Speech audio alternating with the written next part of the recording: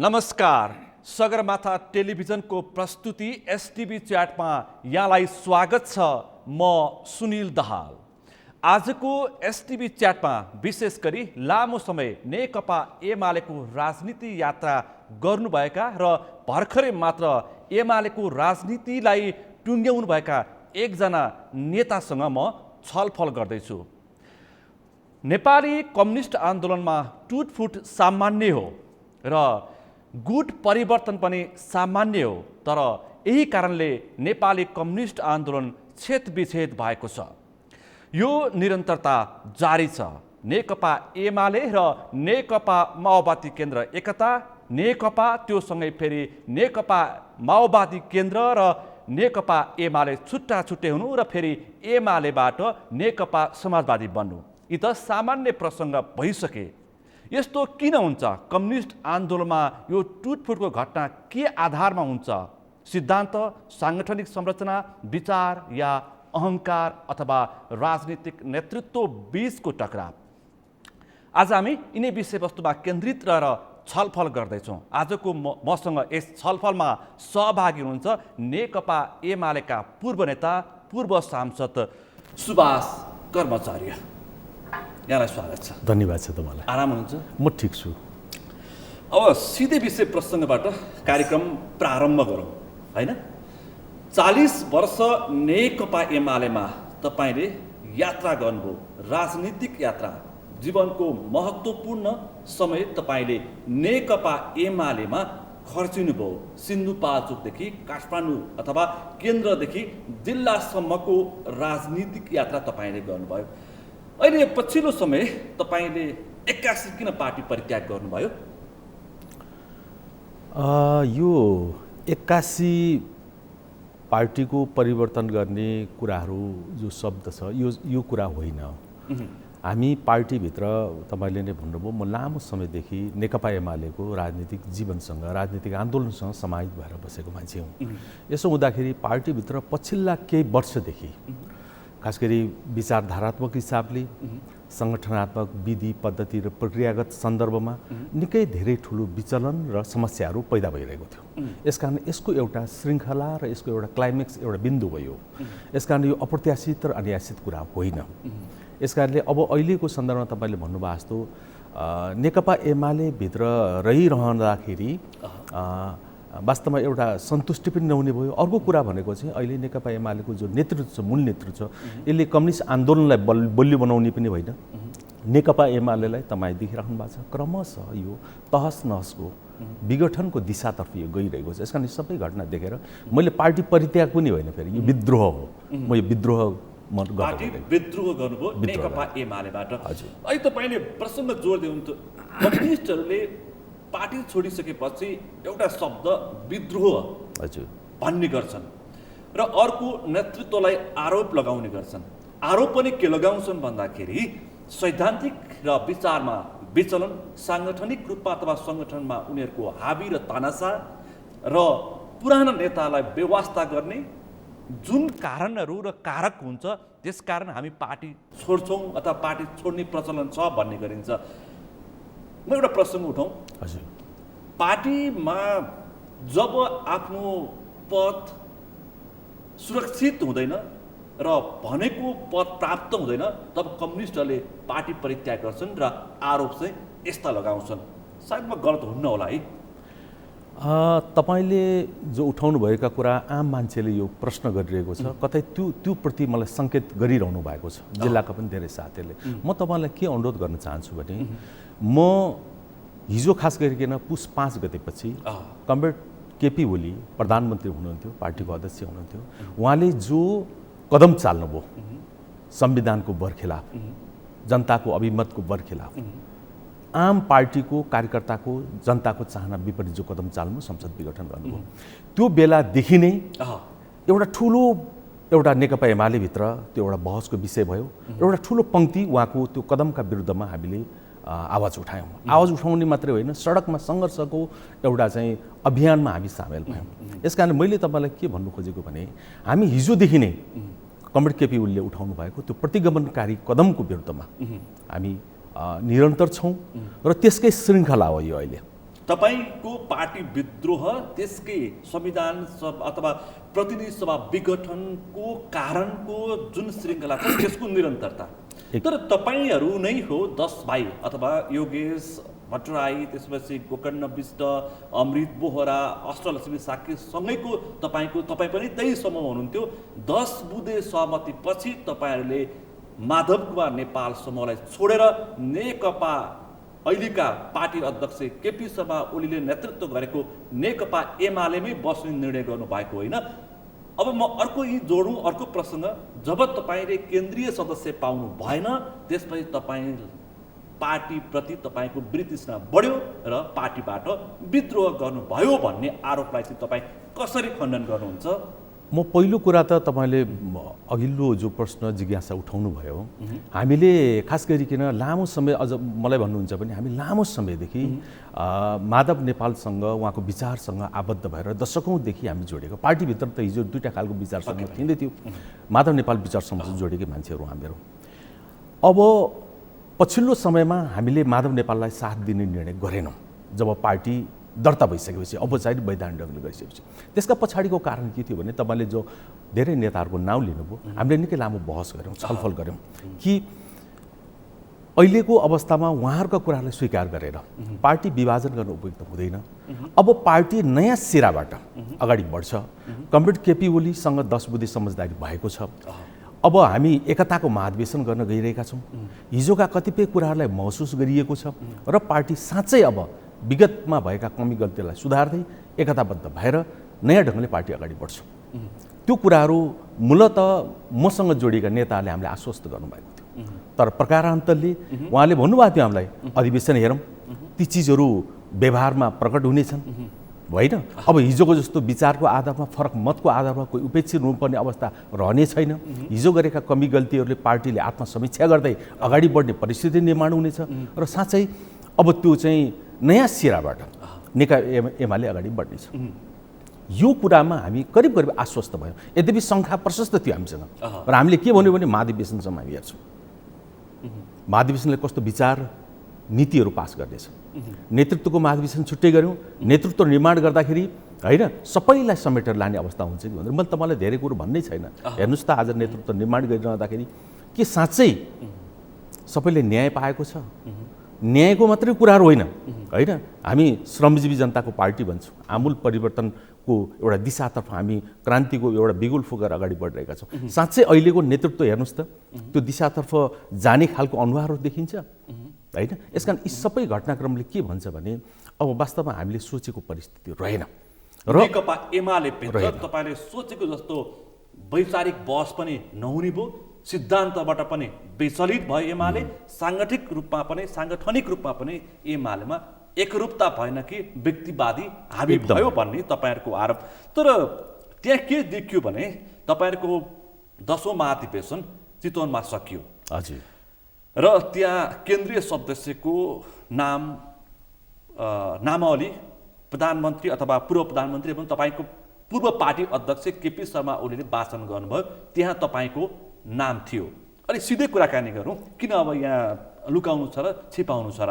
त्यसपछि तपाईँको नाम छँदै पनि तपाईँको नाम अन्तिम समयमा काटियो र मनोनितमा पनि तपाईँको नाम 20औं नम्बरमा थियो केन्द्रीय सदस्यको लागि, त्यसमा पनि तपाईँको नाम काटियो। त्यसपछि तपाईँ म माथि अन्याय भयो भनेर तपाईँ पार्टीमा विद्रोह परित्याग गर्न पुग्नुभयो भन्दा पनि सायद म फरक पर्दिनँ होला है। होइन, म ठ्याक्कै त्यही कुरा त म भन्दैन होइन। तर पार्टीका सबै नेताहरू, सबै शीर्ष नेताहरू, केपी कमरेडसँगै साथ रहनुभएका सबै शीर्ष नेताहरूसँग मेरो कुरो भएको थियो। उहाँहरूले भन्नुभएको थियो कि अब कसैलाई अन्याय हुँदैन। तपाईँहरू जस्तो पुरानो अनुभव सिद्ध अहिले पनि उत्तिकै गतिशील साथीहरूले अब पार्टीमा अगाडि होइन एउटा नेतृत्व लिएर अगाडि बढ्नुपर्छ भन्ने कुराहरू उहाँसँग मेरो भएको थियो। यस कारणले अब फेरि पनि म के भन्न चाहन्छु भने मैले केन्द्रीय कमिटीमा अन्यायपूर्ण खालको व्यवहार भएको साँचो मलाई मात्रै होइन, धेरैलाई, तर त्यो नै प्रमुख कारण होइन। तपाईँ अलिक खुलेर अभिव्यक्ति दिने मान्छे, प्रश्न पार्नु होला, धेरै चासो छ केन्द्रदेखि तपाईँको जिल्ला सिन्धुपाल्चोकसम्म सुभाष कर्मचारीले किन पार्टी छोडे, केन्द्रीय सदस्य नपाएर हो त? बारम्बार प्रतिनिधि सभाको लागि टिकट पाउने व्यक्ति पाएकै व्यक्ति हो, 56मा त सांसदै भएको निर्वाचित सांसदै हो, तर अहिले केन्द्रीय सदस्य नपाउने बित्तिकै पार्टी छोड्ने हो त? त्यतिको पुरानो नेताले पनि भनेर सामाजिक सञ्जालमा आरोप र टिप्पणी गरेको देखेको छु मैले।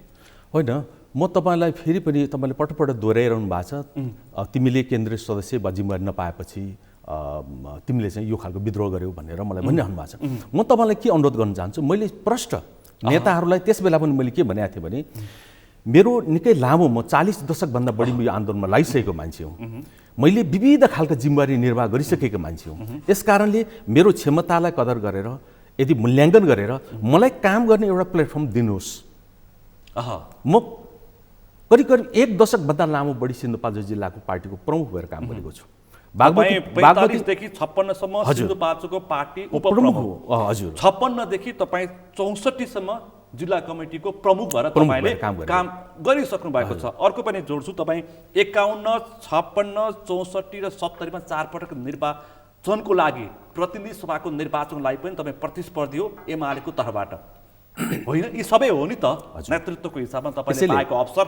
ठिक भन्नुभयो। यसकारण मैले के भन्नु खोजेको भने म यति लामो समयदेखि पार्टी काममा जुटेको छु, पार्टी निर्माणमा जुटेको छु। मैले अनेक खालका चाहिँ अप्ठ्यारा र विपदहरूलाई बाटको बिचबाट गुज्रदै पार्टीलाई निर्माण गर्ने काममा कुशलतापूर्वक म अगाडि लागिरहेको छु। मैले नेतृत्वलाई अनुरोध गरेको कुरा के छ, मलाई काम गर्ने एउटा प्लेटफर्म दिनुहोस्। मलाई कुनै प्रतिष्ठाको लागि होइन, इज्जतको लागि होइन, म काम गर्ने मान्छे हो, मलाई काम गर्ने प्लेटफर्म दिनुहोस् भनेर मेरो जरुरी यो नेता कमान्डरसँग मेरो अपेक्षा थियो, मेरो अनुरोध थियो। उहाँले भन्नु पनि भएको थियो। यसकारण यसरी हेर्दाखेरि कतै केन्द्रीय सदस्य नपाएर गयो कि भन्न सकिन्छ। तर म फेरि पनि भन्छु के तपाईँले मार्फत अनुरोध गर्न चाहन्छु भने पद मेरो लागि अहिले पनि ठुलो कुरो होइन। मैले किन भन्नु खोज्दाखेरि मभन्दा जुनियरको कुरा गर्नु छ, अहिले मेरो जिल्लाबाट शेरबहादुर तामाङ स्थायी कमिटीको सदस्य हुन्छ। शेरबहादुर तामाङ, अरुण नेपाल, मैले तपाईँलाई उदाहरण मात्र दिनु खोजेको। माओवादीबाट आउनुभएका साथीहरू पनि केन्द्रीय सदस्यमा पुगिसक्नुभयो। तपाईँको राजनीतिक यात्राको जुनियर नेता हुनुहुन्छ। मैले मात्र घटनाक्रम मैले भन्नु खोजेको। म तपाईँको टेलिभिजन मार्फत म गर्वका साथ भन्न चाहन्छु, शेरबहादुर तामाङलाई मैले अनेरा सुबीको चाहिँ विद्यार्थीको चाहिँ एउटा कार्यकर्ताको रूपमा भर्ती गर्ने मान्छे मध्ये म पनि हुँ। मलाई त्यो कुरा एमालेको स्थायी कमिटीको स्थायी समिति सदस्य शेरबहादुर तामाङ अहिलेका सांसद हो। तपाईले अनेरा सुबीको कार्यकर्ताको रूपमा यो अनेरा सुबीको आन्दोलनमा भर्ती गर्ने मान्छे म हुँ। तपाईँले अरुण नेपालको कुरा गर्नुभयो, उहाँ मेरो समकालीन एउटा हामी समकालीन चाहिँ कार्यकर्ताहरू हौँ। म 37, 38, 39 मा काठमाडौँ अनेरा सुबीको जिल्ला कमिटीको सदस्य भएर सङ्गठित जीवन सुरु गरेको मान्छे। तपाईले नेकपा मैले के मात्रै भन्नु खोजेको भने सदस्यताको प्रारम्भ त्यहाँबाट सुरु भएको हो। मैले यसैले म के भन्नु खोजेको भने मैले काम गर्ने एउटा प्लेटफर्मको खोजी गरेको। मेरो दक्षता योग्यता म कम्तीमा पनि अधिकतम पार्टीको लागि मैले सदुपयोग गर्न चाहन्थेँ। एकातिर त्यो मैले फेरि पनि भन्छु यी सबै प्राविधिक कुरा हुन्, तर मूल कुरा भनेको चाहिँ आज म देखिरहेको छु कमरेड केपी ओलीको नेतृत्वमा जसरी यत्रो विशाल कम्युनिस्ट आन्दोलन संसारलाई अचम्मित पार्ने गरेर होइन, तपाईँ विपरीत ठाउँमा रहेका कम्युनिस्ट पार्टीलाई एक ठाउँमा ल्याएर 2/3 करिब जनताले दिएको चाहिँ त्यो समर्थन अनुमोदन होइन, त्यो उचाइ प्राप्त गरेको चिज मैले वैचारिक पार्टी टुटफुट सबै विषय प्रसङ्गमा म तपाईँसँग केन्द्रित रहेर छलफल गर्छु। अहिलेको चासोको विषय तपाईँले किन नेकपा एमाले छोड्नुभयो भन्ने छ र कारणहरू पनि मैले तपाईँलाई राखिसकेँ। ठिक हो, मैले एउटा म यसमा थपि नै हाल्छु। अहिलेको नेपाल कम्युनिस्ट पार्टी सबै पार्टीको चाहिँ एउटा प्रमुख समस्या भनेको कार्यकर्ताको व्यवस्थापन अन्यायपूर्ण भयो भने, औचित्यपूर्ण भएर सिद्ध गर्न सकेन भने, मान्छेले चित्त र मन दुखायो भने वास्तवमा यस्ता घटनाक्रम सबै त्यो दोहोरिन्छ। त्यो एउटा कारण हो होइन। अरू मूल कुरा भनेको त विचार र चाहिँ सिद्धान्तकै कुरा हो। मैले यही कुरा तपाईँलाई भन्नु। यस कारणले म के कुरामा सहमत छु भने अहिले कार्यकर्ताहरूको न्याय, कार्यकर्तालाई उपयुक्त ढङ्गले न्याय गर्ने, कार्यकर्तालाई चाहिँ उपयुक्त ढङ्गले चाहिँ व्यवस्थापन गर्ने कुरामा पक्षपातपूर्ण व्यवहार, अन्यायपूर्ण व्यवहार पनि अहिलेको कम्युनिस्ट आन्दोलन पार्टीभित्रको प्रमुख समस्या रहेको छ। म अर्को पनि कुरा राखौँ, तपाईँका सहकर्मी, तपाईँका सहपाठी, सहकमरेडहरूले राखेको, तपाईँमाथि राखेको अर्को एउटा प्रश्न छ कि निरन्तर सांसदको लागि टिकट पाउने व्यक्ति जित्ने 4 चोटि पाउँदाखेरिमा 56 मा एकचोटि जितेको हो र पार्टीको जिल्ला कमिटीमा पनि प्रमुख उपप्रमुख लगायतको पद पाइसकेको व्यक्ति बारम्बार पद पाएको व्यक्तिलाई कसरी अन्याय भयो? अरू व्यक्तिलाई पनि अवसर दिनु पर्दैन? उहाँ त नेता हो भनेर सामाजिक सञ्जालमा तपाईँका जिल्लाका एमालेका नेताहरूले टिप्पणी गरेको छ। त्यसलाई तपाईँ के भन्नुहुन्छ? मैले सुनेको छु यो कुरा, मैले सुनेको छु, तर म तपाईँको अब धेरै व्याख्या गर्ने समय रहेन। म एउटा सानो कुरा भन्छु। भन्नुहोस्। सबैभन्दा पहिला म 51 सालमा प्रतिनिधि सभाको उम्मेदवार भएको थिएँ, मध्यावधि चुनाव भएको थियो। पक्कै पनि। म त्यस बेलाको सानो एउटा पृष्ठभूमि तपाईँलाई बताउन चाहन्छु। तत्काल त्यहाँ कृष्णराज श्रेष्ठ भन्ने सांसद हुनुहुन्थ्यो। उहाँमाथि चारित्रिक ठुलो गम्भीर आरोप लाग्यो र पार्टीबाट उहाँ निष्कासनमा पर्नु। त्यो बेलामा एउटा कम्युनिस्ट नेतामाथि चारित्रिक आरोप लाग्नु पनि गम्भीर कुरा थियो। त्यस्तो त्यही त त्यस्तो पीडादायी अवस्थामा मैले त्यहाँ भएको चाहिँ के अरे चाहिँ अब मध्यावधि चुनावमा मैले उम्मेदवार भएको थिएँ। म तपाईँलाई भन्न चाहन्छु, म मात्र करिब 800 भोटले मात्रै हारेको थिएँ त्यस बेला। त्यो प्रतिकूल अवस्थामा पनि 56 मा मैले शानदार भोट ल्याएर जितेको थिएँ। तपाईँ म फेरि 64 को कुरा गर्न चाहन्छु। 64 मा यस्तो रह्यो जुन बेलामा माओवादीको एउटा चाहिँ बेग्लै खालको माहौल थियो देशव्यापी रूपमा। सिन्धुपाल्चोकमा 3 जना मान्छे सिफारिस गरेर प्रत्येक निर्वाचन क्षेत्रबाट पठाउने पार्टीको निर्देशन थियो केन्द्रको। म तपाईँलाई अहिले पनि म माइनोट म सार्वजनिक गर्न सक्छु होइन। 3 जना मान्छेमा 1 जना मान्छे पनि उम्मेदवार हुन तयार हुनु भएन। त्यस बेलामा उम्मेदवार भए मान्छे म। त्यो प्रतिकूल अवस्था 2064 सालको संविधान सभाको निर्वाचनमा तपाईहरूको सिन्धुपाल्चोक क्षेत्र नम्बर 2 मा प्रतिनिधित्व गर्नको लागि उम्मेदवार समेत खडा भएनन्। भएन। 3 जना नाउँ प्रस्ताव गर्ने साथै तयार हुनु भएन। म तयार भएको। त्यस बेलामा पनि मैले हिजो हामी नेकपा एमाले जो ल्याएको मत थियो 64 मा के अरे चाहिँ 56 मा त्यो मत बराबर हाराहारी मत जोगाएको मान्छे म। जहाँसम्म 70 को कुरा छ, 70 मा पनि मैले कुनै चाहना होइन। मैले त्यस बेला म उठ्दिनँ भनेर भनेको थिएँ। तपाईँले अहिले पनि धेरै कार्यकर्ताको बुझ्नुभयो हुन्थ्यो र त्यस बेला पनि साथीले के भन्नु तैँले उठ्नुपर्छ र त्यस बेला पनि मात्रै 650 भोटले अग्नि सापकोटासँग चुनाव हारे मान्छे। यसकारण मेरो कुनै चाहना थिएन। साथीहरूको एउटा आग्रह अनुरोध होइन, तपाईँ उठ्नु पर्दछ, तपाईँ त्यसलाई लोकप्रियता भन्नुहोस्, साथीहरूको मलाई चाहिँ त्यो गर्नुपर्छ आवश्यकताको कुरा भन्नुहोस् होइन। म त्यो ढङ्गले उठेको। यस कारणले हो साथीहरूले यसरी हेर्दाखेरि 4-4 पल्ट तैँले पाइस् होइन, 2-2 पल्ट तैँले तपाईँले पार्टीको नेतृत्व गरेको कुरा गर्नुहुन्छ होइन। यस कारण म के भन्न चाहन्छु भने ठिक छ, उहाँहरूलाई म धन्यवाद दिन चाहन्छु, तर यो चिजलाई परिस्थितिलाई नबुझेर होइन यो कुरा भन्नु भनेको गलत कुरा हो र यो कुरासँग म पूर्ण ढङ्गले सहमत छैन साथीहरूको कुरासँग। त्यति धेरै माया गर्ने नेकपा एमालेको नेतृत्वलाई तपाईँले यतिखेर जुन बेला अप्ठ्यारो थियो त्यस बेला पनि तपाईँलाई अवसर दियो, जुन बेला सजिलो थियो त्यस बेला पनि तपाईँलाई एमालेले अवसर दियो। अहिले एमाले पार्टी विभाजनको यो सङ्कट परेको बेलामा पार्टी छोड्नु त कति न्यायोचित हो त? त्यसो भए यो पनि प्रश्न सवाल छ नि त। होइन, मैले फेरि पनि तपाईँले जोड्न चाहेको कुरो भने यो पार्टी छोडेकै होइन। ल विद्रोह किन गर्नु पर्यो? विद्रोह मैले भने नेकपा एमाले यतिखेर फुटेर माधव नेपालको समूहले अर्को एउटा पार्टी बनाएको अवस्थामा तपाईँहरू 10 बुँदे सहमतिका पक्षधरहरू पुनः एमालेमा सक्रिय भइसकेको व्यक्ति किन यतिखेर विद्रोह गर्नुभयो त? मैले तपाईँलाई अघि पनि भने, म फेरि के प्रश्न गर्न चाहन्छु भने अब कमरेड केपी ओलीको नेतृत्वमा नेकपा एमालेको जो अहिलेको चाहिँ संरचना छ यसले एकैछिन केपी शर्मा ओलीलाई थाँती राखेर तपाईँका जिल्लाका नेता कार्यकर्ताहरूको त्यो माया ममता छोड्दाखेरि कतिको तपाईँलाई पछुतो लागेको छ? पटक्कै पछुतोमा लागेको छैन मलाई। मैले किन यसो भन्नु खोजेँ भने मैले साथीलाई भनेको पनि छु, सुभाष कर्मचारीलाई यो स्तरसम्मको नेता बनाउने ती कार्यकर्तालाई छोड्दाखेरि पछुतो नलाग्नु त अलिक अस्वाभाविक भयो नि त। पछुतो लाग्ने कुरा होइन कि मलाई लाग्छ सिन्धुपाल्चोकका धेरै कार्यकर्ताले, धेरै जनप्रतिनिधिले, तपाईँ हेर्दै जानु होला, धेरै नेता र कार्यकर्ताले मेरो एजेन्डामा साथ दिनेछ होइन। यो गलत पार्टीभित्र हुर्किरहेको यो गलत खालको चाहिँ एउटा चाहिँ सोच, गलत प्रवृत्ति, गलत व्यवहारको विरुद्धमा ठुलो विद्रोह गर्नेछ र एउटा नयाँ ढङ्गले कम्युनिस्ट आन्दोलनलाई चाहिँ फेरि अगाडि बढाउने कुरामा मलाई साथ दिनेछ भन्ने कुरामा म आश्वस्त छु। त्यसपछि त्यो विद्रोह तपाईँ नेकपा समाजवादीका अध्यक्ष अथवा माधव कुमार नेपालले नेतृत्व गरेको नेकपा समाजवादी यसमा तपाईँ समावेश हुनुहुन्छ भन्दाखेरि सायद म गलत हुन्न होला, किनकि तपाईँले माधव कुमार नेपाललाई भेटिसकेपछि पार्टीमा विद्रोह गरेको चर्चा छ। मैले अहिले नेकपा एमालेसँग राजनीतिक आबद्धता सम्बद्धता मैले तोडेको घोषणा गरेको छु। पक्कै पनि मात्रै त्यति हो। मैले दुईटा कुरा साथ भनेको छु। एउटा कुरा म फेरि पनि म अहिले 57 वर्षको भएँ, म 8-10 वर्ष सक्रिय राजनीति गर्छु अझै, मेरो उमेरले दिन्छ मलाई साथ। यस कारणले गर्दाखेरि म सक्रिय राजनीति गर्छु। दोस्रो कुरा, तेस्रो नम्बरको कुरा के हो भन्दाखेरि म कम्युनिस्ट आदर्श सिद्धान्तभन्दा टाढा जान्न। मैले अहिले गरेको घोषणा तीनटा कुरा हो। तर यसो भनिरहँदाखेरि स्वाभाविकै रूपमा अलिकति हिजो लामो समयसम्म माधव नेपाल र उहाँको टोलीसँग बसेर काम गरेको होइन, त्यो खालका कतिपय वेभलेन्थ मिल्ने, दृष्टिकोण मिल्ने कुरादेखि लिएर होइन व्यवहारगत कुराहरूमा पनि एउटा समानता कतिपय कुराहरूले मलाई त्यहाँ पुर्याउन सक्छ। अहिले त नेकपा एमालेका नेता कार्यकर्तालाई अथवा एमालेसँग रहेका पूर्व र अहिलेका नेता कार्यकर्तालाई कति सजिलो छ?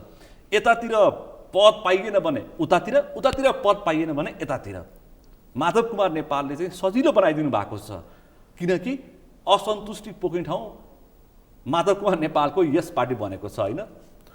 होइन, अब त्यो तपाईँको कुरालाई म सम्पूर्ण हिसाबले नकार्दिनँ। किन भन्दाखेरि मेरो त के कुरा छ भन्दाखेरि अहिले कम्युनिस्ट आन्दोलन, मैले फेरि पनि जोड्न चाहेको, नेपालको कम्युनिस्ट आन्दोलन वास्तवमा अहिले जो ढङ्गले अगाडि बढिरहेको छ, मैले फेरि पनि जोडेँ नेकपा एमाले, कमरेड केपी ओली, यो अन्ततः हामीले हिजो पनि भनेको, अहिले मात्र भनेको होइन, मैले हिजो पनि हाम्रो विश्लेषण त्यही थियो कि अन्ततः उहाँको सोच, उहाँको व्यवहार, उहाँको प्रवृत्ति भाँचिनै पर्दछ। त्यो नभाँचिकन नेपालको कम्युनिस्ट आन्दोलन फेरि यथार्थताको धरातलमा आउँदैन। तपाईँले नेकपा एमालेको केन्द्रीय सदस्य पाएको भएदेखि चाहिँ उहाँको त्यो अहङ्कार भाँचिनु पर्दैन थियो होला है? होइन, म त्यो भएको भए पनि म त्यस्तो अवस्थामा पनि पार्टीभित्र देखा परिरहेका गलत प्रवृत्तिको विरुद्धमा त्यसको सन्दर्भमा आवाज उठाएकै मान्छे थिएँ। म त्यो भित्र बसेर लुटाउँथेँ। जसरी अहिले तपाईँ देखिरहनु भएको छ के तपाईँको चाहिँ चितवन महाधिवेशनबाट निर्वाचित भएको वा कमरेड केपी ओलीको चाहिँ बुगलीबाट झिकेर नाउँ पाठ गरिएका नेताहरू सबै सन्तुष्ट हुनुहुन्छ? उहाँका विचारसँग, उहाँका चाहिँ व्यवहारसँग, उहाँका दृष्टिकोणसँग सबै हुनुहुन्छ? पद पाएका सन्तुष्टि हुनुहुन्छ? पाएका पनि असन्तुष्ट हुनुहुन्छ। म तपाईँलाई भन्न सक्छु, हेर्नुहोस् न, तपाईँले उहाँका व्यवहारसँग कोही सन्तुष्ट हुनुहुन्छ? मलाई ठिक छ, अहिले अलिक ठुलो सङ्ख्यामा सन्तुष्ट हुने मान्छेहरू हिजो तपाईँको समूह अथवा माधव कुमार नेपालले नेतृत्व गरेको असन्तुष्टतर्फ लागेका ती नेताहरूको भाषा परिवर्तन तपाईँले देख्नु भएको छ। मानौ 10 बुँदे गरेर एमालेमा पुनः समाहित भएका ती नेताहरूको भाषा परिवर्तन तपाईँले देख्नु भएको छ। अहिले सबभन्दा ठुलो राष्ट्रवादी, सबभन्दा ठुलो कम्युनिस्टको सिद्धान्त बोक्ने र अहिलेको आवश्यकता कम्युनिस्टका नायक केपी शर्मा ओली भनेर उहाँहरू अभिव्यक्ति दिँदै आउनु भएको छ। अनि उहाँहरूको चाहिँ गलत अथवा तपाईँ ठिक कसरी भन्ने? मैले अब उहाँले सार्वजनिक ढङ्गले के कुरा भन्नुभयो त्यो उहाँले जवाफ दिने कुरा। तर मलाई भन्नुहुन्छ भने उहाँ प्रत्येक नेतासँग मेरो पनि पर्सनल भेटघाट भएको छ, पछिल्लो समय मेरो भेटघाट भएको छ। मलाई उहाँले भनेको कुरा, मलाई उहाँले चाहिँ आफ्नो दृष्टिकोण चाहिँ मलाईसँग सेयरिङ गरेको कुरा म त मलाई बताइदिउँ। उहाँले भन्नुभएको छ अहिले हामीले यो सन्दर्भमा कमरेड केपी ओलीसँग राजनीतिक हिसाबले, वैचारिक हिसाबले, उहाँ सोचका हिसाबले हाम्रो कुनै सम्झौता छैन। अन्ततः त्यो अन्त्य हुनु अनिवार्य छ। यदि अन्त्य भएनछ भने उहाँले नेतृत्व गर्नुभएको कम्युनिस्ट पार्टी समाप्त हुन्छ। त्यसकारण हामी भित्रै बसेर पनि होइन, उहाँले मलाई भन्नुभएको कुरा के छ भने भित्रै बसेर होइन यसका विरुद्धमा एउटा वातावरण बनाउनु पर्दछ।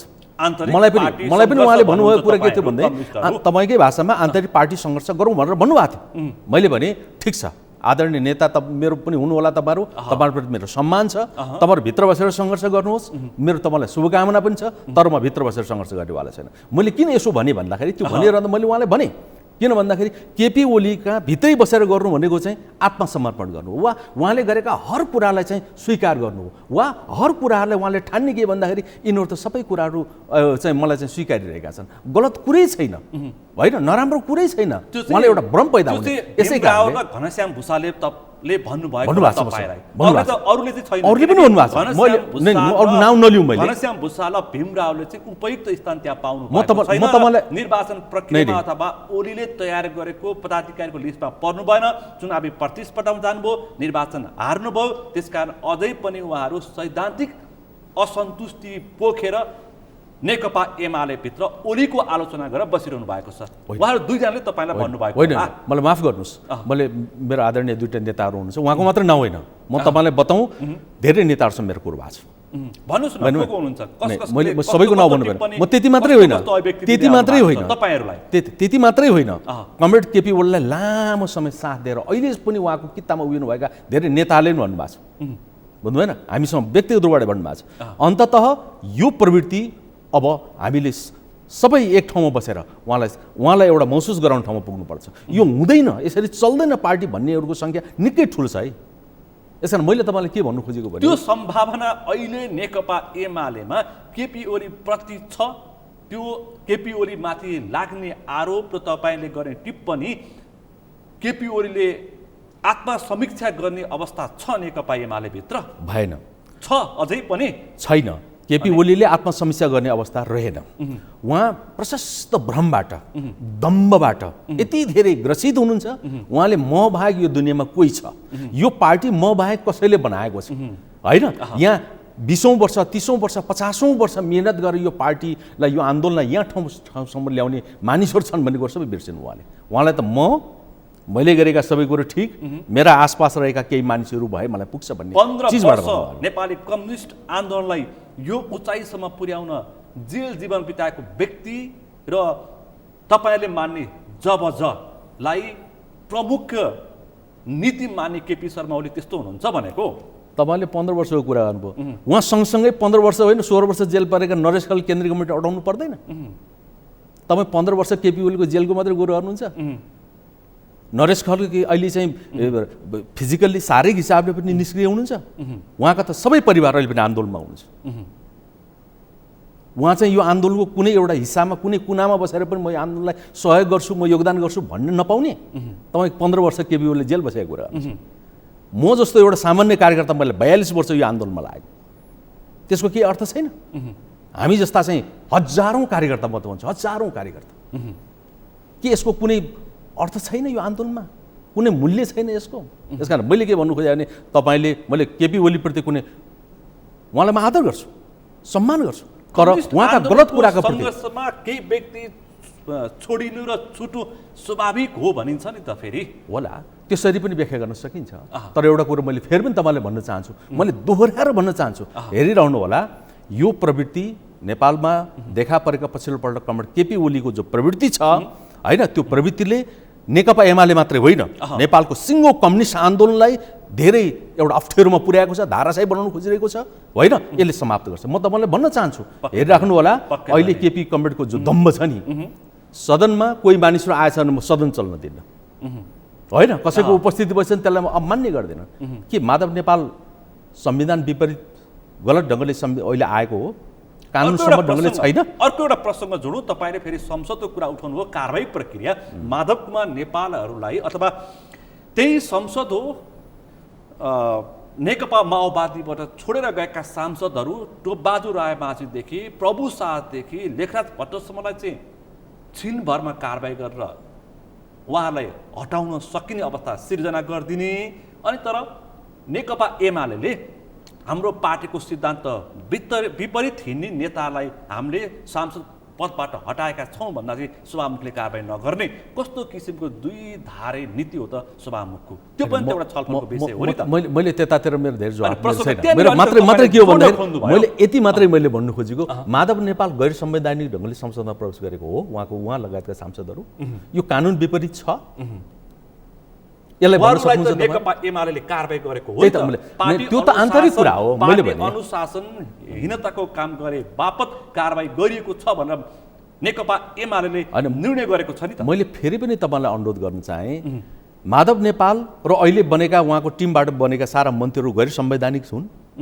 गैर कानुनी हुन् यो त मुद्दा सर्वोच्चमा विचाराधीन अवस्थामा रहेको छ ठीक छ त मैले भने त्यो रह्यो अहिले तपाईँ भन्न सक्नुहुन्छ गैर संवैधानिक ढङ्गले उहाँ संसदमा सांसद हुनुहुन्छ उहाँहरूको प्रतिनिधित्व गैर संवैधानिक छ यसकारण मैले भने कमरेड केपी ओलीले त हिजो 30% ल्याउनु भएको थियो उसले अहिलेको चाहिँ शेरबहादुर देउवाले 20% ल्याइदिनु भयो यद्यपि मैले ठिक भन्नु खोजेँ होइन त्यसलाई मैले ठिक भन्नु खोजिनँ भने त्यसलाई तपाईँले चर्को विरोध गर्ने त्यही अध्यादेशलाई केपी शर्मा ओलीले ल्याएको अध्यादेशलाई तपाईँहरूले पहिलोचोटि विरोध गर्ने तपाईँहरूकै पार्टी सदस्य तपाईँहरू नै हो अहिले चाहिँ 20% माधव नेपाललाई पार्टी खोल्नको लागि सहज बनाइदिनको लागि ल्याइएको 20% अध्यक्षलाई फेरि तपाईँले स्वीकार्ने ठिक हो। अनि कस्तो राजनीति हो, कस्तो राजनीति तपाईँहरूबाट सिक्री जनताले? म तपाईँसँग यो कुरासँग सहमत छु। समस्याहरू भए होइन, 20% ठिक 30% बेठिक म भन्दैन होइन, तर एउटा कुरा के छ भने संविधानभित्र जो प्रावधान त छ होइन कि कति प्रतिशतमा पार्टी फोर्न मिल्ने होइन, कति प्रतिशत भयो भने यसो हुने, यसकारण मलाई चाहिँ त्यसलाई संशोधन गर्ने प्रावधान पनि छ। त्यो त संवैधानिक हो। मैले यति मात्रै तपाईँसँग तर्क गर्नु। मैले यतिसम्म तपाईँसँग प्रश्न राखेँ कि केपी ओलीले ल्याउँदाखेरिको 30%लाई तपाईँहरू नै विरोध गर्ने, माधव नेपाललाई निकाल्नको लागि, माधव नेपालको समूहलाई पार्टी बनाउनको लागि देउवा ल्याउँदाखेरि तपाईँहरू मौन समर्थन गर्ने। मेरो सवाल पनि त्यही नै हो। धन्यवाद छ तपाईँलाई, धन्यवाद छ। मैले यति मात्रै भन्नु खोजेको अध्यादेश नै हो हजुर। विरोध र सवाल, विरोधको विरोध मात्रै हो कि ठिक विरोध? त्यो राजनीतिक विषय हो, त्यो राजनीतिक विषय हो, यो संवैधानिक र कानुनी विषय हो। कम्युनिस्टहरूले पन्छिनु पर्यो भने राजनीतिक शब्द प्रयोग गर्छन्, यो स्वाभाविक हो। अब यो समाजवादीको पार्टीको नेकपा समाजवादी पार्टीको अझ माधव कुमार नेपालले नेतृत्व गरेको नेकपा समाजवादी पार्टीको भविष्य तपाईँले देख्नु भएको छ? अब किनकि तपाईँ उतैतर्फ जाँदै हुनुहुन्छ, स्पष्ट भन्नुपर्दाखेरि। अब यो तपाईँले गम्भीर प्रश्न गर्नुभयो। म यसो भन्दैन, यद्यपि मैले समाजवादी मैले घोषणा गरेको छैन, तर म के भन्न चाहन्छु 10 किलोसम्म त पुगिसक्नुभयो। ठिक छ। मैले के भन्न चाहन्छु भने नेपालको कम्युनिस्ट पार्टी र कम्युनिस्ट आन्दोलनलाई जोगाउने हो भने अब नयाँ सिराबाट कम्युनिस्टहरूले सोच्नुपर्ने आवश्यकता छ। अब सबै नेपाली जनताको चाहना, मेरो पनि चाहना के छ भने अन्ततः हेर्दै जाउँ, केही समयभित्र नै सिङ्गो सबै कम्युनिस्ट पार्टीले नयाँ ढङ्गले, कसैले हन्डर खाएर ठक्कर खाएर होइन, कसैले चाहिँ भाँचिएर वा कसैले महसुस गरेर नेपालको कम्युनिस्ट आन्दोलन एक ठाउँमा आउनु अनिवार्य छ। त्यसो हुँदाखेरि अहिले तपाईँ यो वा त्यो ढङ्गले केपी ओलीका यी गलत सारा व्यवहार र प्रवृत्तिबाट, त्यो नेतृत्वबाट प्रताडित भएका मानिसहरू कतै विरक्तिएर तपाईँ गैर कम्युनिस्ट पङ्क्तिमा किन जाओस्, त्यो वास्तवमा सोच्नु पनि हुँदैन। यस कारणले मलाई लाग्छ हामी कहीँ न कहीँ कम्युनिस्ट आन्दोलनभित्रै रहनुपर्छ। एउटा समीक्षा गरौँ, कम्युनिस्ट पार्टीभित्र एउटा समीक्षा गरौँ। अहिले केपी ओलीको जुन किसिमको हामी टिप्पणी र उहाँमाथि एउटा विश्लेषण, उहाँको विचार, उहाँको शैलीमाथि हामी एउटा टिप्पणी गरिरहेका छौँ। करिब 15 वर्ष नेकपा एमाले हाँक्ने माधव कुमार नेपाल हो। माधव कुमार नेपालले 15 वर्ष नेकपा एमाले हाँक्दाखेरि एमालेबाट तपाईँहरूका कति सहकर्मीहरू, कमरेडहरू नेकपा माओवादीमा पुगेर त्यहाँको नेतृत्व स्थानमा पुगेका छन्। त्यो आरोप चाहिँ माधव कुमार नेपालमाथि चाहिँ लाग्दैन? लाग्छ होला नि त? ठिक भन्नुभयो। म नेकपा एमालेको एउटा जीवन्त कार्यकर्ता भएकोले यी सबै घटनाक्रमसँग म पनि जोडिएको छु, म हेरेको छु। माओवादीको चरम त्यहाँ प्रभाव भएको स्थानमा एमालेको राजनीति गरेको, 40 वर्ष राजनीति गरेको एउटा नेता हो। म तपाईँलाई के भन्न चाहन्छु भने ठिक छ, माधव नेपाललाई वा कुनै नेतालाई मूल नेतृत्वमा रहेका मानिसहरूको आलोचना टिप्पणी होइन, त्यसको बारेमा कुरा उठ्नु स्वाभाविक हो। जहाँसम्म माधव नेपालको सन्दर्भको कुरा छ, मलाई पर्सनली भन्नुहुन्छ भने उहाँका थुप्रै कमीहरू छन्, कमी नभएका कोही छैन। तर म एउटा कुरा चाहिँ म गर्वका साथ के भन्न सक्छु भने माधव नेपाल निरन्तर यो आन्दोलनलाई एउटा कुशलतापूर्वक, निष्ठापूर्वक नेतृत्व गरेको मान्छे चाहिँ। मैले किन यसो भन्नु खोजेँ भने म तपाईँलाई एउटा घटनाक्रम म तपाईँलाई बताउँछु। जुन बेलामा मदन भण्डारीले नयाँ विचार, नयाँ सोचका साथ नेकपा एमालेको नेतृत्व गरिराख्नु भएको थियो, त्यस बेला छोटै समयमा नेकपा एमाले भित्र यस्तो एउटा मनोविज्ञान भइसकेको थियो कि मदन भण्डारी बेगर नेकपा एमाले होइन अब त्यो अगाडि बढ्न सक्दैन। जब अवसान भयो, षड्यन्त्रपूर्ण ढङ्गले मदन भण्डारीको हत्या भयो, त्यसपछि हामी जस्ता कार्यकर्ता, लाखौँ कार्यकर्ताको दिमागमा एउटा के थियो भन्दाखेरि अब नेकपा एमाले सिद्धियो, समाप्त भयो। राजनैतिक रूपले नेतृत्व गर्ने, वैचारिक रूपले नेतृत्व गर्ने होइन, त्यो हिसाबले कमान्ड गर्ने अब पार्टीको अवसान भयो, यो कम्युनिस्ट पार्टी सिद्धियो। मैले तपाईँलाई कहाँ जोड्नु खोजेको भने त्यस्तो बेलामा कम्युनिस्ट पार्टीलाई फेरि पनि सङ्घाल्दै, त्यो निराशतालाई, त्यो अन्योलतालाई तोड्दै होइन, एउटा फेरि पनि कम्युनिस्ट आन्दोलनलाई अगाडि बढाउने होइन, त्यसलाई सशक्त ढङ्गले तपाईँ त्यसपछिका परिणामहरू हेर्नुहोस्। मैले भने त्यो मूल्याङ्कन गर्ने योग्य कुरा छैन होइन। चाहे त्यो हिजो कोअर्डिनेसन केन्द्र बनाउँदाको कुराहरू होस् होइन, कम्युनिस्ट आन्दोलनलाई त्यो खालको चाहिँ अन्योलताबाट मुक्त गरेर बनाएको इतिहास होइन त्यो नेतृत्व हामीले अभिमान गर्न सक्छौँ। केपी ओली लगायतको समूहले गरेको झापा विद्रोहलाई पनि त नेकपा एमाले आत्मसात गर्छ अनि त्यसलाई हामीले त समीक्षा मूल्याङ्कन गर्नै पर्दछ। तर मैले भन्नु खोजेको त्यो एउटा विद्रोह थियो, तर त्यो विद्रोहलाई राजनीतिक हिसाबले, वैचारिक हिसाबले, साङ्गठनिक हिसाबले होइन एक ढङ्गले एउटा ठाउँमा ल्याएर एउटा राजनीतिक पार्टीको होइन आम जनतालाई समेट्दै गोलबन्द गरेर अगाडि बढाउने कुरा त्यति सहज छ? अर्को एउटा सवाल पनि राखौँ म। हजुर, बारम्बार र लामो समय र यस्तो अवस्थामा पनि माधव कुमार नेपालले एमालेको नेतृत्व गर्ने अवसर पाउनु भएको हो। लामो समय उहाँको नेतृत्वमा पार्टी कुन स्थानमा पुग्यो र उहाँले आत्मसमीक्षा गर्दै पार्टी महासचिवबाट राजीनामा दिएको अवस्था हो। माओवादीको द्वन्द्वकालमा एमालेको अवस्था रक्षात्मक अवस्थामा पुगेको थियो। जब केपी शर्मा ओलीले पार्टी नेतृत्व लिइसकेपछि एमालेमा नयाँ जागरण, नयाँ उत्साह र उमङ्ग आएको र राष्ट्रियताको सवालले एमालेलाई मजबुत बनाएको भन्ने तर्क पनि बलियो छ नि त राजनीतिमा।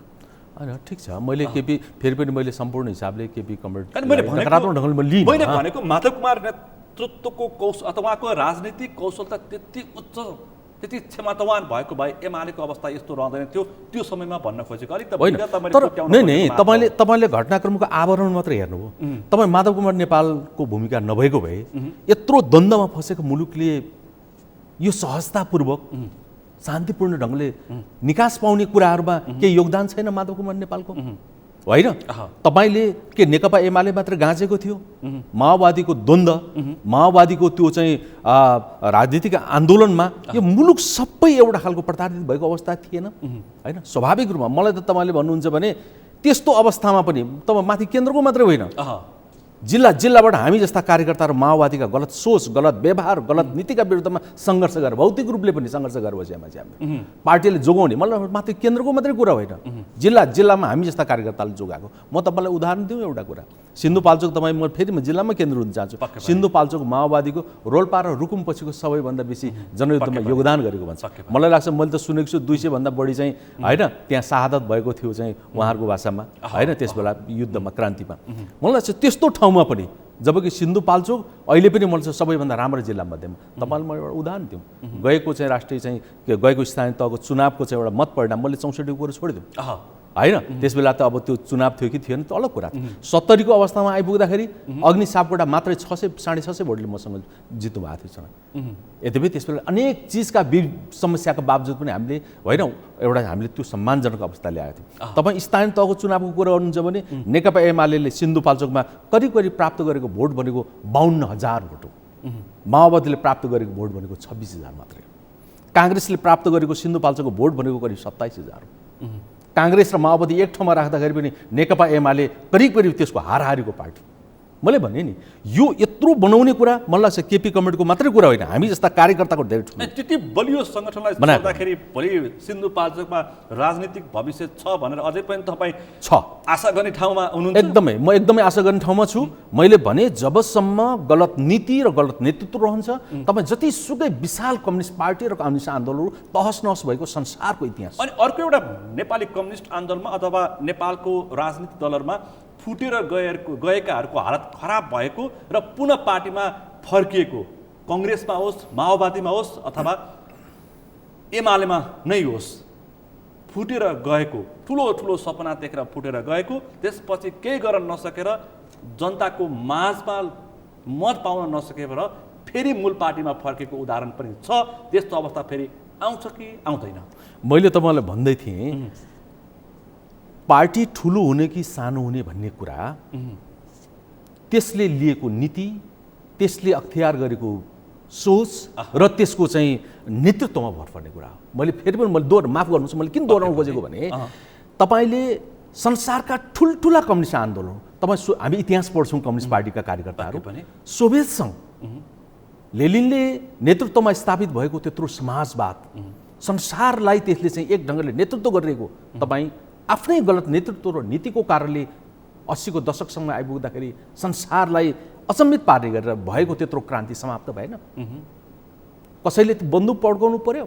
गलत नीति र नेतृत्वको कारणले आज संसारलाई एउटा अभिभावकत्व ग्रहण गरिरहेको त्यत्रो चाहिँ चिज समाप्त भएर गयो। तपाईँ उही हाम्रो पारिपट्टिको पश्चिम बङ्गालको कुरा हामी धेरै कम्युनिस्ट कार्यकर्तालाई अध्ययन गर्छौँ र भन्छौँ।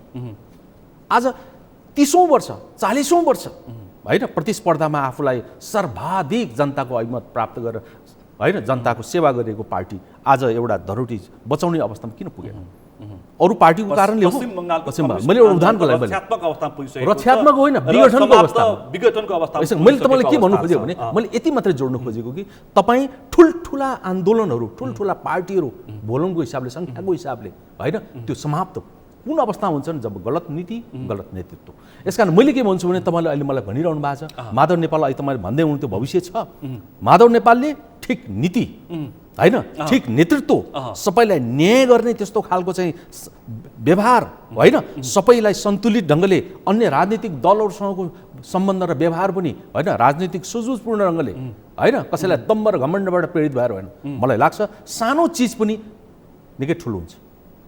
अब मलाई यति भन्नुहोस् कि नेकपा एमाले र नेकपा समाजवादीको राजनीतिक कार्यदिशा र साङ्गठनिक संरचनामा के फरकता छ?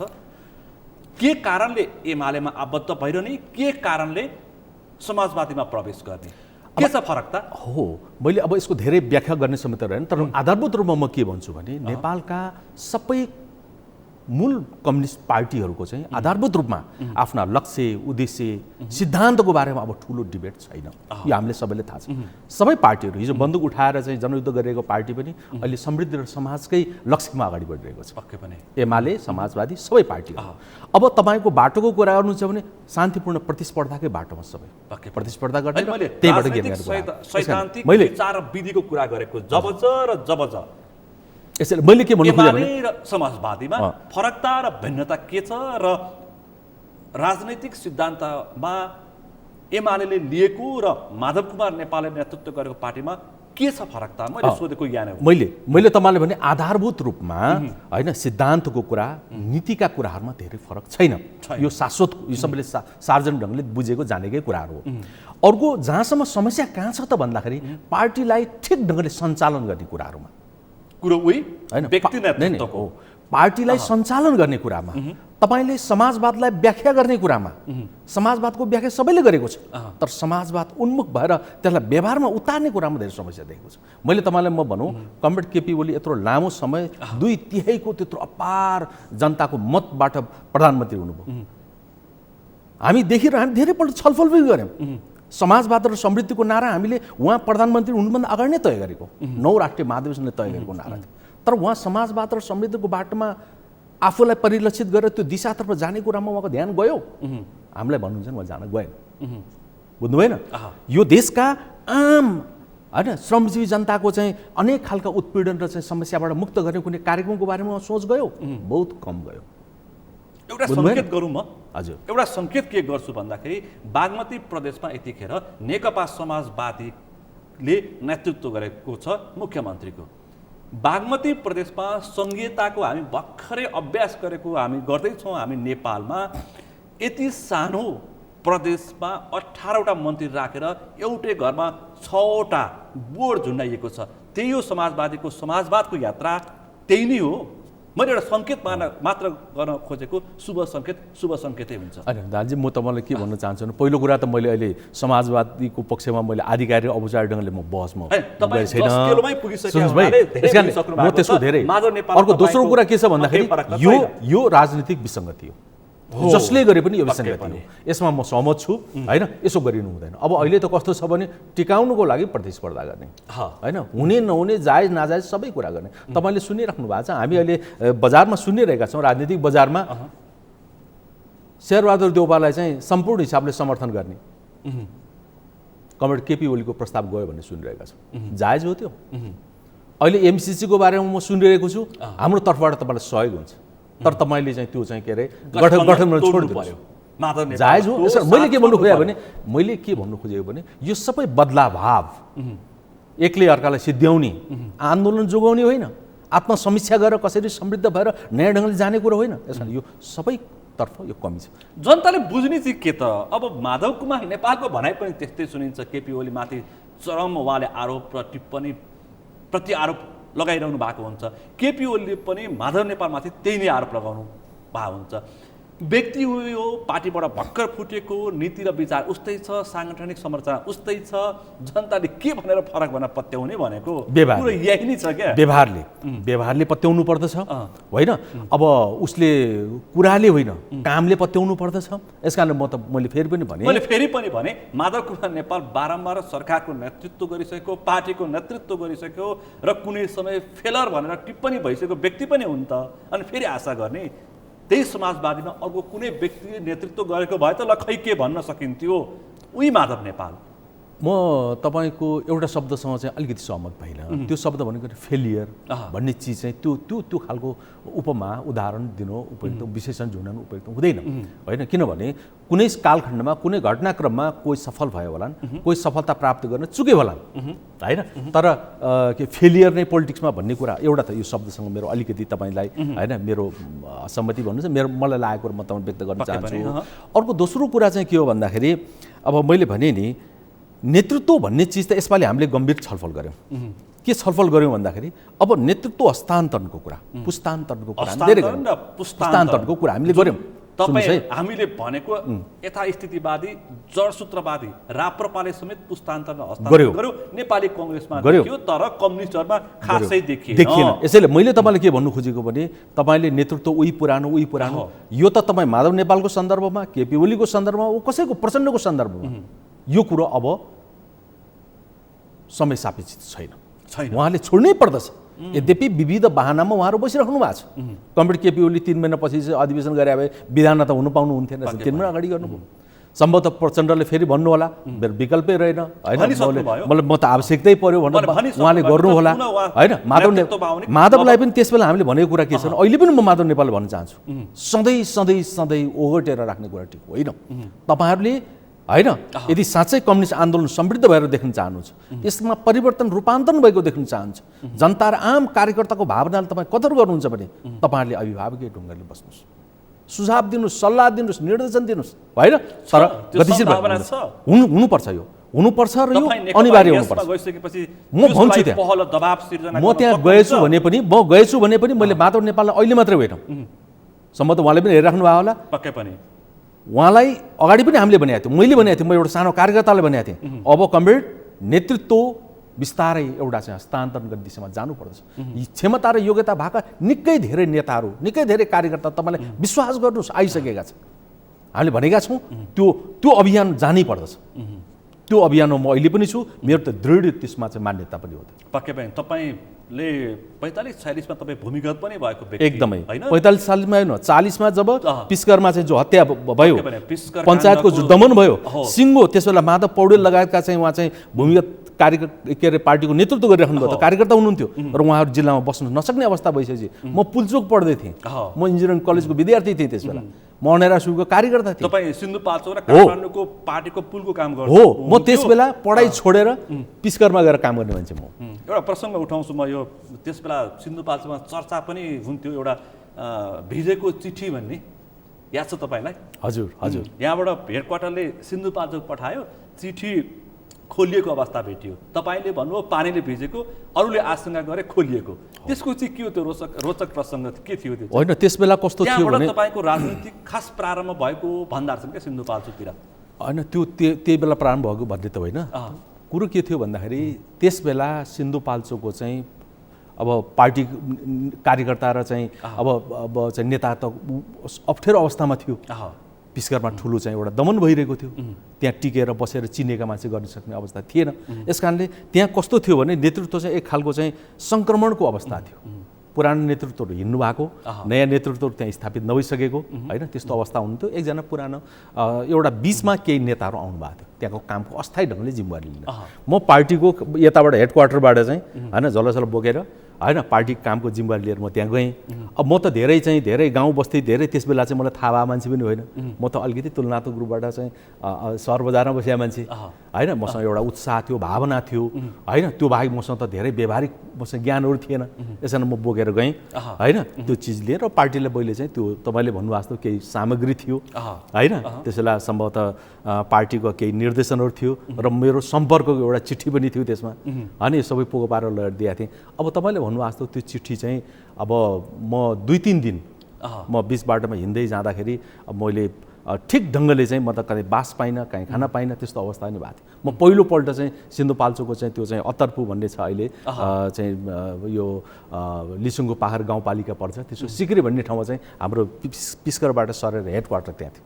म त्यो खोज्दै जाने क्रममा केही दिन भयो र त्यहाँ मैले पार्टीको नेतालाई त्यो चिठी दिएँ, मेरो सम्पर्क पत्र पनि दिएँ होइन। पार्टीको चाहिँ त्यो चिठी पनि दिएँ। अब सम्भवतः मलाई पछि उहाँले भन्नुभयो होइन त्यो चाहिँ त्यस बेलाको अनुशासन होइन, त्यहाँ सेल तोडिएको बा जस्ताको चाहिँ रेफ कान पनि फरक नभएर होइन, इमान्दारितापूर्वक दिनुपर्ने। अब मैले त्यो कुनै हेरेको पढेको जानेको होइन, त्यो मैले कुनै हेरिनँ, लगेर बुझाएँ। अब त्यो त्यसमा चाहिँ केही चाहिँ अब त्यो तोडिएको भन्ने प्रसङ्ग चल्यो अरे भन्ने मैले सुन्छु। अब मलाई त पछि पार्टी नेताले कहीँ भन्नु पनि भएन। त्यो चाहिँ मैले सिन्धुपाल्चोकको पार्टी कार्यकर्ता बिचमा चर्चाको विषय प्रसङ्ग उठाएको, त्यो प्रसङ्ग लामो समय रोचक बनेको थियो। सुभाष कर्मचारीले चिठी खोल्यो कि अथवा चिठीमा भएको सूचना कतै पठायो कि भनेर आशंका भएको चर्चा मैले जे सुने तपाईँलाई प्रश्नको रूपमा राखेँ। यो सवाल निकै रोचक थियो। अब हामी कार्यक्रमको अन्तिम चरणमा छौँ। अघि हामीले धेरै कम्युनिस्ट आन्दोलनको सिद्धान्त, विचार, साङ्गठनिक संरचना थुप्रै विषयमा हामीले चर्चा बहस गरौँ। व्यक्तिको प्रवृत्ति सही भयो भने कम्युनिस्ट आन्दोलन सही हुन्छ, नभए छेदविच्छेद हुन्छ भन्ने पनि प्रसङ्ग उठायौँ। अब पछिल्लो समय फेरि समाजवादी र नेकपा माओवादी केन्द्र मिल्ने कुरा पनि आएछ। विचारमा भिन्नता छैन भन्यो हामी एमाले र समाजवादीमा। अब माओवादीहरूले त यो अधिवेशनबाट आमूल परिवर्तन, आत्मसमीक्षासहित, निर्मम आत्मसमीक्षासहित नयाँ ढङ्गमा प्रवेश गर्ने भनिसकेका छन्। अब त्यो सम्भावना तपाईँ देख्नुहुन्छ? अझै पनि तपाईँ पुगिसक्नु भएको छैन यसमा, तर तपाईँ जसकेलमा पुगेको हुनाले प्रश्न फेरि राखेको। तपाईँ किन भन्दाखेरि नेकपा एमाले र नेकपा माओवादी केन्द्र मिलिसकेको अवस्थामा पनि तपाईँ त्यही पार्टीमा हुनुहुन्थ्यो। अब यस सन्दर्भमा मेरो दुईवटा कुरा म तपाईँलाई मेरो राख्न चाहन्छु। एउटा कुरा चाहिँ के हो भन्दाखेरि मैले अहिले पनि तपाईँलाई भने नेपालका मूल कम्युनिस्ट पार्टीहरूका बिचमा अब राजनैतिक रूपले, सैद्धान्तिक रूपले, विचारधारात्मक रूपले त्यस्तो ठुलो भिन्नताहरू छैन, एउटा कुरा। दोस्रो कुरा, नेपालका कम्युनिस्ट पार्टीहरू एक ठाउँमा आएर होइन समृद्धि र समाजवादको जो लक्ष्य उद्देश्य छ त्यसलाई समृद्ध गर्नको लागि, सफलीभूत गर्नको लागि एक ठाउँमा सबै कम्युनिस्ट पार्टीहरू आउनु अनिवार्य छ। दोस्रो कुरा। तेस्रो नम्बरको कुरा के छ भन्दाखेरि हामीले अनुभवबाट के सिद्ध्यौँ भने कम्युनिस्ट पार्टीहरू एक ठाउँ त आउने, एकताबद्ध त हुने, तर कस्तो एकताबद्ध हुने? नेकपा जस्तै एकताबद्ध हुने होइन। त्यो स्वार्थ मिसिएको एकता होइन। केपी ओली कमरेडलाई के चाहिएको थियो त्यस बेला? माओवादीसँग कसैले पत्याउँदै नपत्याएको रातारात ओभरनाइट एकता गरिदिनु। उहाँलाई चाहिएको के थियो भन्दाखेरि नेकपा माओवादीसँग साथ पाइएछ भनेर बहुमत ल्याउन सक्छु। त्यस बेला कमरेड प्रचण्डलाई लागेको थियो म त अब बहुत अस्तित्वकै सङ्कटमा छु, एकता भयो भने कम म अस्तित्व रक्षा गर्छु ठुलो पार्टीको होइन। यसकारण मैले ठुलो पार्टीको प्रधानमन्त्री हुन्छु, यस्तो स्वार्थ सम्बन्धको कारणले गर्दा पार्टी एकता भएको थियो। त्यो स्वार्थ मैले तपाईँलाई भन्नु खोजेको कुरा के हो भन्दाखेरि यो चिजबाट हामीले धेरै कुरा सिक्नु पर्दछ। अब अन्तिममा एउटा कुरा भन्नुहोस् कि अझै पनि फेरि नेकपा माओवादी केन्द्र र एमालेको चर्चा छ पार्टी एकीकरणको, त्यो सम्भावना तपाईँ देख्नुहुन्छ? सम्भावना छ, तर मैले अहिले तपाईँलाई भने अबको एकता भनेको चाहिँ कसैको त्रासबाट, कसैको आशबाट आतङ्कित भएर वा कुनै स्वार्थबाट एकता होइन कि होइन। आफ्ना हिजो नेकपा हुँदाखेरि पनि हामीले माओवादीका साथीहरूसँग, तत्कालीन माओवादीका साथीहरू, एमालेका साथीहरू, हामी दुईवटा किता जस्तो हाम्रो सोचमा, शैलीमा, व्यवहारमा होइन, हिँडाइ डुलाइमा, बस उठमा दुईवटा खालको थियो। अब नेकपा समाजवादी र नेकपा एमाले पनि एकीकरणको सम्भावना छ?